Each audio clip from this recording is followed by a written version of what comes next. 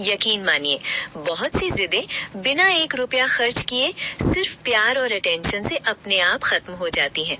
बच्चे को ये एहसास दिलाइए कि चाहे घर में कितने भी लोग हों, मम्मी पापा का प्यार उसके लिए कम नहीं हुआ है। जब बच्चा इमोशनली सिक्योर महसूस करता है, तो उसकी जिद अपने आप कम होने लगती है। छठी बात, समझाने के बाद भी जिद रहे तो बैठकर बात कीजिए।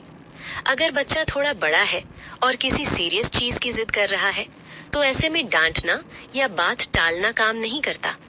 इस उम्र में बच्चे को सिर्फ जवाब नहीं, रीजन चाहिए होता है। ऐसे समय में उसे अपने सामने बैठाइए, फोन एक तरफ रख दीजिए, टीवी बंद कर दीजिए और शांति से उससे बात कीजिए। उसे प्यार से पूछिए, तुम्हें ये चीज क्यों चाहिए? तुम इसका क्या इस्तेमाल करोगे? अगर ये मिल गई तो तुम्हें क्या फायदा लगेगा? धीरे धीरे उसे ये भी समझाइए कि हर चीज के दो पहलू होते हैं। उसके नुकसान क्या हो सकते हैं? क्या ये अभी जरूरी है या बाद में भी ली जा सकती है? जब आप बच्चे से सवाल पूछती हैं, तो उसका दिमाग एक्टिव होता है। वो पहली बार सिर्फ मांगने वाला नहीं रहता, बल्कि सोचने वाला बनता है। बहुत बार ऐसा होता है कि बात करते करते बच्चा खुद ही कह देता है, ठीक है, अभी नहीं चाहिए, या थोड़ा बाद में ले लेंगे। ये प्रक्रिया बच्चे को डिसीजन मेकिंग सिखाती है। उसे ये समझ आता है कि हर इच्छा तुरंत पूरी नहीं होती और हर फैसले से पहले सोचना जरूरी है। याद रखिए, जब आप बच्चे को समझाने के बजाय उसके साथ बैठकर समझदारी से बात करती हैं, तो आप उसकी सोच को बड़ा बना रही होती हैं और यही आदत आगे चलकर उसे जिम्मेदार और समझदार इंसान बनाती है। सातवीं बात, चीज मिलने के बाद नियम जरूर बनाइए। अक्सर हमसे यही गलती हो जाती है कि बच्चे की जिद पूरी होते ही हम पूरी तरह ढीले पड़ जाते हैं। हमें लगता है अब तो चीज मिल गई, अब क्या रोकना। लेकिन याद रखिए, चीज देना और बिना नियम चीज देना, इन दोनों है जमीन आसमान का फर्क होता है। मान लीजिए बच्चे को मोबाइल मिला है, तो पहले ही साफ साफ कह दीजिए, ये मोबाइल तुम्हारा है, लेकिन इसका इस्तेमाल हमारे बनाए नियमों के साथ होगा। जैसे कितनी देर के लिए मोबाइल चलेगा, होमवर्क के बाद ही चलेगा और सोने से पहले नहीं चलेगा। बच्चे को ये भी समझाइए कि अच्छा व्यवहार रहेगा तो ये सुविधा बनी रहेगी। लेकिन अगर बात बात पर गुस्सा, जवाब देना या जिद शुरू हुई, तो वही सुविधा कुछ समय के लिए बंद भी हो सकती है। जब नियम पहले से तय होते हैं, तो बच्चे को ये नहीं लगता कि मम्मी पापा अचानक सख्त हो गए। उसे समझ आता है कि हर सुविधा के साथ जिम्मेदारी भी जुड़ी होती है। धीरे धीरे बच्चा ये सीखने लगता है कि आजादी का मतलब मनमानी नहीं होता, नियमों में रहकर भी खुश रहा जा सकता है।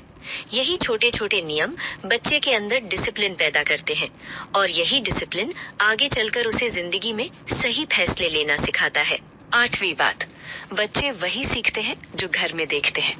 बच्चों को ज्यादा सिखाने की जरूरत नहीं पड़ती, क्योंकि वो शब्दों से नहीं, हमारे व्यवहार से सीखते हैं। अगर घर में हर बात पर ऊंची आवाज होती है, इमोशनल ड्रामा होता है या जिद करके अपनी बात मनवाई जाती है, तो बच्चा यही समझता है कि अपनी बात मनवाने का यही तरीका सही है। वो वही करेगा जो उसने देखा है, क्योंकि बच्चा वही दोहराता है जो रोज उसकी आंखों के सामने होता है। लेकिन अगर घर का माहौल शांत है, बातचीत से फैसले लिए जाते हैं और गुस्से की जगह समझदारी से बात होती है, तो बच्चा भी वही तरीका अपनाने लगता है। जब आप शांति से बात करती हैं, बिना चिल्लाए अपनी बात रखती हैं, तो बच्चा सीखता है कि बात मनवाने के लिए आवाज ऊंची करना जरूरी नहीं। याद रखिए, घर का माहौल ही बच्चे का पहला स्कूल होता है और मम्मी पापा उसके पहले टीचर। आप जैसा बर्ताव करेंगी, बच्चा वैसा ही बनना सीखेगा। इसलिए अगर आप चाहती हैं कि बच्चा जिद्दी नहीं, समझदार बने, तो सबसे पहले खुद उस समझदारी की मिसाल बनिए, क्योंकि बच्चे सुनते कम हैं, देखते ज्यादा हैं और वही बनते हैं जो रोज घर में देखते हैं। आखिरी बात दोस्तों, हर इच्छा तुरंत पूरी कर देना बच्चे को मजबूत नहीं बनाता।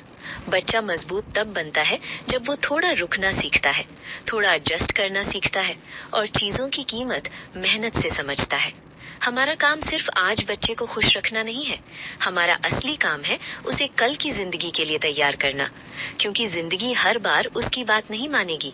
और अगर आज बच्चा ना सुनना सीख जाएगा, तो कल टूटेगा नहीं, समझदारी से आगे बढ़ेगा। अगर आपको ये वीडियो पसंद आया हो तो इसे लाइक जरूर कीजिए। कमेंट में जरूर बताइए आपके बच्चे की सबसे बड़ी जिद क्या है। हो सकता है अगला वीडियो उसी जिद का हल लेकर आए। और हाँ, ऐसे ही प्यार, समझदारी और सच्चाई से भरे पेरेंटिंग वीडियो के लिए चैनल को सब्सक्राइब करना ना भूलें। मैं मिलूंगी आपसे अगले वीडियो में। तब तक अपने बच्चे के साथ थोड़ा धैर्य, थोड़ा प्यार और ढेर सारी समझदारी बनाए रखिए।